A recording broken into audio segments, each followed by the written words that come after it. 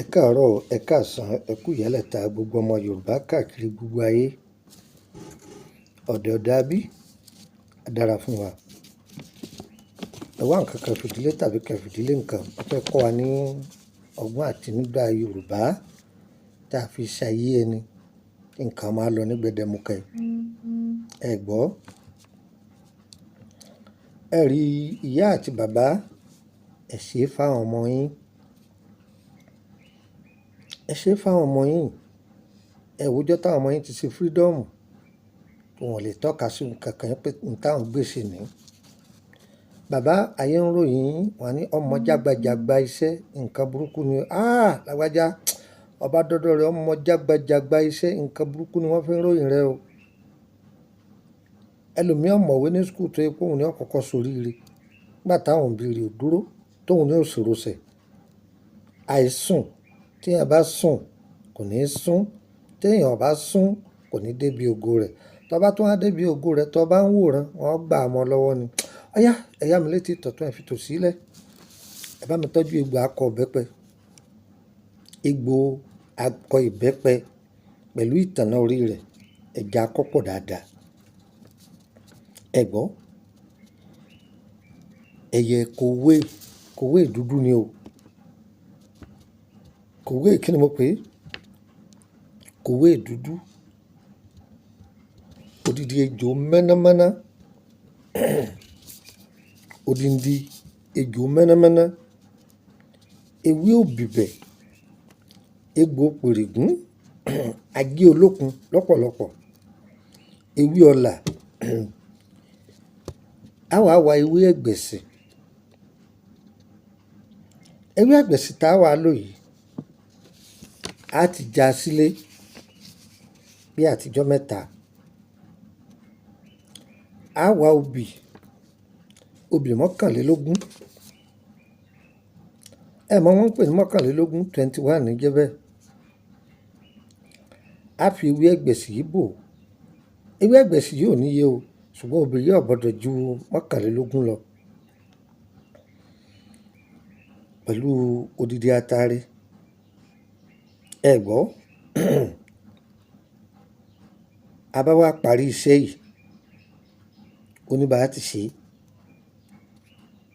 Oníbàá ti ṣe.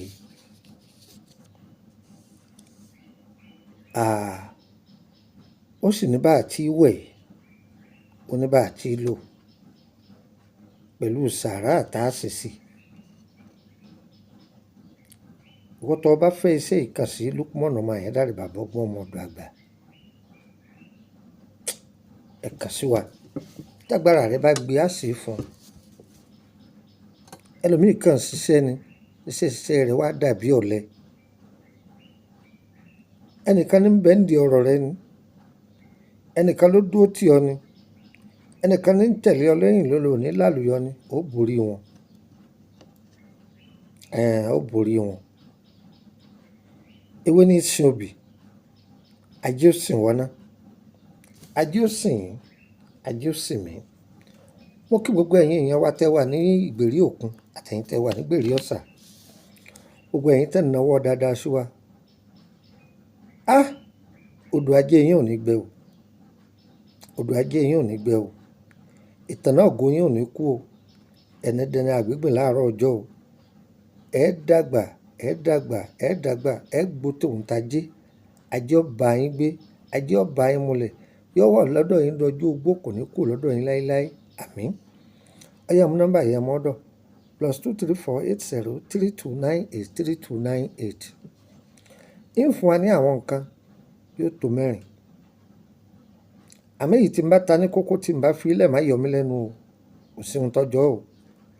Tọ́ ọ bá fẹ́ kàn sí mi ni mo wí. Ìyẹn sọ pé kọ́ máa pè mí pé ẹ jọ̀ọ́ báwo ni kíni. Báwo lè dára rẹ láàmú.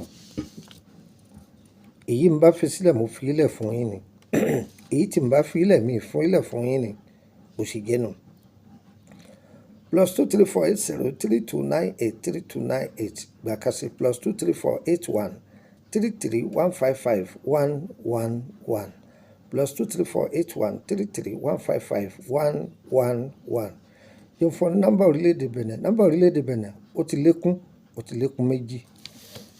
Ọ̀yá +229 01 54 65 19 28 ọ̀gbọ́ dáadáa +229 01 54 65 19 28 tí wàá lọ́lọ́run ó ṣe kò ní ṣe tọ̀tá wa á dára fún wa. Mo rò pé gbogbo ẹ̀yin èèyàn wa tẹ́ wà ní ìrìn àjò ọ̀pọ̀lọpọ̀ ti gba iṣẹ́ rẹ̀ kò ju bí èèyàn méjì lọ. Ẹ ṣe sùúrù, àwọn DHL wọ́n kàn sí yín, wọ́n kàn sí yín, wọ́n kàn sí yín. Wọ́n tó bá bẹ̀ wá sẹ́ tó bá ní o fẹ́ fi mọ́tò gbé, ìwọ ló sanwó tí mọ́tò fi bẹ̀rẹ̀ gbé o, tí ó fi gbé dọ́dọ̀ rẹ̀, ìwọ ló sanwó rẹ̀ o. Èní nìyẹn o. Tó bá yẹ pé DHL ló fi gbéṣẹ́ rẹ̀, ìwọ ló sanwó tí DHL ó fi gbé o. Kò papọ̀ mọ́ owó iṣẹ́ tó bá sọ fún wa o. Ó sì jẹ́ nìyẹn. Yẹ́yẹ́ ń bọ̀ lọ́dọ̀ mi. A bá ti dé Ìkòròdú garage, lọ mọ́tò tí ń lọ báyìí kù. Kọ bọ́lẹ̀ ní Emily bus stop, Emily Street, number 50, lẹ́gbẹ̀ẹ́ ilé lọ́yà. Ṣùgbọ́n kó o tó lè wá kọ́kọ́ pé aago mi, kó rí pé mo gbé. Má fi mẹ́sẹ́jì lẹ̀ fún mi o.